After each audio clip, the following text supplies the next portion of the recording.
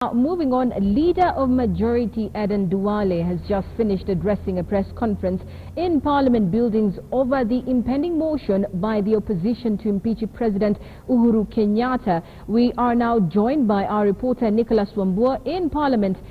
Nicholas, if you can hear me, what came out of the press conference?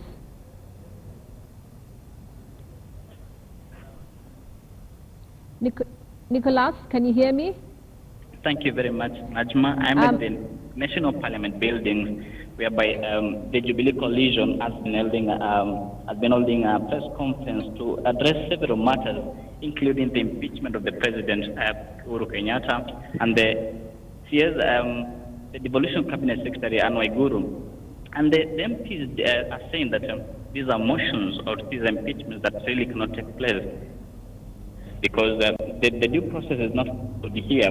For the MPs to impeach the president or the CS, they have to have 117 signatures of the members of parliament, whereby they are saying that this is just a waving air, whereby just calls are being made in open places or in open arenas that impeachments are going to take place.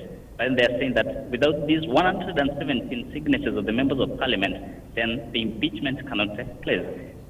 One of the members who's been spearheading the impeachment motion for the CS Aden Duale, that is Alfred Kettel, who is a member of the Jubilee, is said to be a mole of the coalition.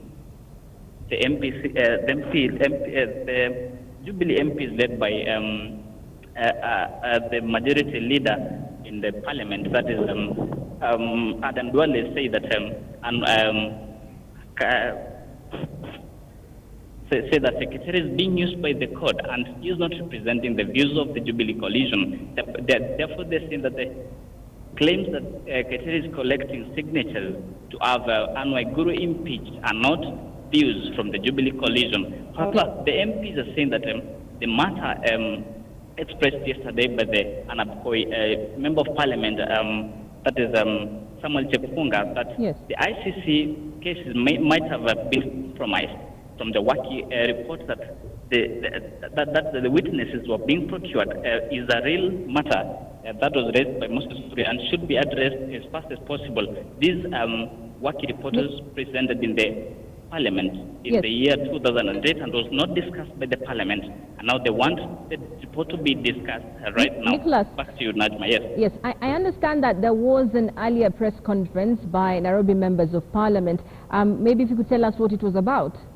Yes, Najma, the Nairobi members of parliament led by YT2 have said that the county government of Nairobi is losing more than 70 million shillings in parking fees, with 1 billion shillings generally in funds to corruption. They're saying that there was a signatory or a signature made in a contract by the two parties, that is the Nairobi county government and the Jump Pay, and they're saying that this body in the contract does not have an office in the county government offices, whereby they're saying that right now the Jump Pay is having an office in the county government, whereby they're collecting or they're getting 4.5% in the total revenue collection.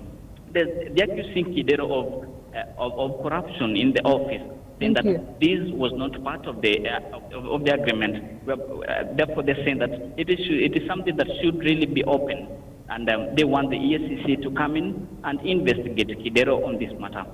Thank you very much, Nicholas Wambua. There, we'll be keeping an eye on that story, and we'll give you details in our subsequent bulletins.